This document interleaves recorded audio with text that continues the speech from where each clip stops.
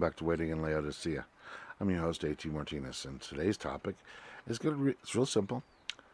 Is smoking a sin? Well, not just smoking. Is anything a sin? Now, we know certain sins because they're spelled out in the Bible. But, okay, is drinking a beer a sin? Is going to a ball game a sin? Is going to a strip club a sin? There's a lot of things that are not specifically mentioned in the Bible. And how do you tell if they're a sin? Well, as somebody who does smoke, I can tell you right now, smoking may not be a sin, but it's not good for you. And you're not supposed to desecrate your temple, which means that you are, in a sense, it's hurting you. And if you're hurting your body, then this is not good, and you shouldn't do it. And the Bible does support that idea. It says don't desecrate the temple. But drinking a beer? Well, I know there's been a lot of arguments back and forth on whether or not drinking is a sin. The Bible doesn't say it's a sin, though. It says drinking to get, to excess is. Getting drunk is a sin. But just having like a beer or a glass of wine, no. Matter of fact, Christ served wine. Now, I know there are those who are going to say, yeah, but the wine that they served back then wasn't really that fermented. It didn't age right. And the bottom line is they drank wine. Whether you want to count the alcohol content of theirs as the same as ours, that's up to you. The point is, one glass or two glasses of wine with your meal or just to relax, no, would not be considered a sin. But you see, all of these things are what are called discretionary. And that is what I really wanted to get to, is discretionary sins. What you think actually matters. Because something may be a sin for you that is not a sin for me. Now, if you recall, I gave you a verse where it talked about eating meat sacrificed to an idol. Paul, who wrote the letter, stated that if you don't think it's a sin because you don't believe idols are real, then eat it. The point of this is each of us has discretion. Each of us needs to read and pray and let God show us what is right or wrong. Now, I'm going to warn you, a lot of people have a habit that they tend to, well, nothing in the Bible says this is wrong, and even though they're being convicted on it, no one else is convicting you, but you're convicting you. You know what you're doing is wrong, then that's a sin. If you know inside, this isn't right, then what you're doing is a sin. And to do so anyway and try to use the legal excuse, well, it's not said in the Bible. Well, the Bible doesn't say anything about driving your car into a van load of nuns either, but I'm pretty sure that would count as a sin, especially if you did it on purpose. Now, I use that example because that was one of those examples that was brought up in a philosophy class I was in. Is everything that is good or bad mentioned in the Bible? No. Many things that are present in today's technology are not listed in the Bible. They didn't, Christ didn't have the internet at his fingertips. And if he had described it, his followers would not have understood him. So, how do you deal with these things? The answer is going to be the answer I'm going to give you for a lot of things. You go to the Bible and you pray. Go to the Bible, research, study what it says. This is where you use your concordance. And you start looking at things that are similar and see what fits. Then you pray. If you pray and you come up with a feeling, no, it's not wrong, nothing comes up of it, or it's okay for you, then go ahead. Now, there are, of course, the fine print. The fine print says don't do certain things in front of your brother if that's a stumbling block to him. So, if smoking is not a sin to you, and your brother's struggling with it and trying to quit, Sitting there lighting up in front of him is not good.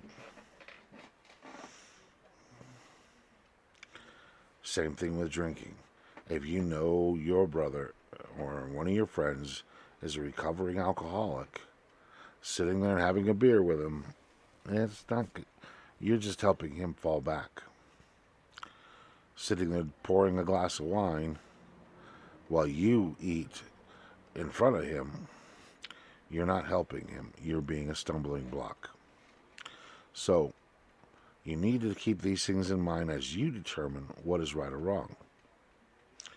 Now, again, you've got to bring God into the conversation. We are imperfect. We do not, let's face it, a lot of times when we're trying to find out if this is okay, we really don't want to know the truth. We just want blanket permission to do what we want to do. So when we research and try to figure out what God has said on the subject, we tend to split hairs. We tend to try to find ways to get around what we want. That's why you got to bring God into the equation. If you research with God and you sit there and you're praying to the Lord, help me find the answers, and you look through the Bible and you see what it has to say, you're going to come up with an answer, yes or no. And that answer is going to be an answer inside you. That small, quiet, still voice that people talk about will tell you, no, don't run over the nuns. And that should be the end of it. You should not be questioning it after that point, because otherwise what you're trying to do is just get an excuse to do what you want. Now, some things are simple. Running over a group of nuns is never going to be okay. But okay, running over a turtle. Now that's something different. That's just an animal. Surely that can't be a sin. But intentionally taking anything's life for no purpose is a waste. So would this not be a sin? Okay. There's a lot of things for us to think about as we are trying to decide. My personal opinion is a turtle crossing the street, I might, well, no, there's no might about it. I'm going to do my best not to hit the turtle. There's no reason to kill it, so why am I going to do it? Now, a snake crossing the road, I'm liable to run that puppy over. I don't like snakes. Snakes give me the heebie-jeebies. Would I be right in doing so? No. Would it be a sin to do so? No. It'd just be mean. And that would make it a sin in itself. Because I'd be doing it because I don't like them. Not because I had no choice. Now, if I'm driving down the road and something crosses the road in front of me and I have no choice but to hit it, that's not a sin. That's just situations. And I may or may not feel bad about it. I'll tell you right now, my sister has been known to wreck cars to keep from hitting a coyote. I wouldn't go that far. I'd hit the coyote. The point, folks, is you, as a Christian, have a lot of choices. Now, there are going to be a lot of people out there that are going to tell you their opinions of what is right and wrong. Because, as I said, there are things that are not covered in the Bible. The Bible doesn't tell you who to vote for. How do you know who to vote for? Look at what they endorse. I mean, endorsing Caligula is not going to be a great thing to do. You want to endorse somebody and vote for somebody who supports what you believe in. What do you do when they both say they support it? Well, look at their policies. And my personal belief is never listen to what they say. Look at what they've done and look at what they supported. If they support things that you know are not right, then that's not exactly the person you want to support, is it? If they have, no record, then you just got to judge them by their character. And that's kind of tough, because sometimes the people that you're voting for, neither of them have a character balance that you really like. So you pick, quote, the lesser of two evils. But you do this by looking at the policies they have endorsed. A lot of things in life, you're going to have to make choices.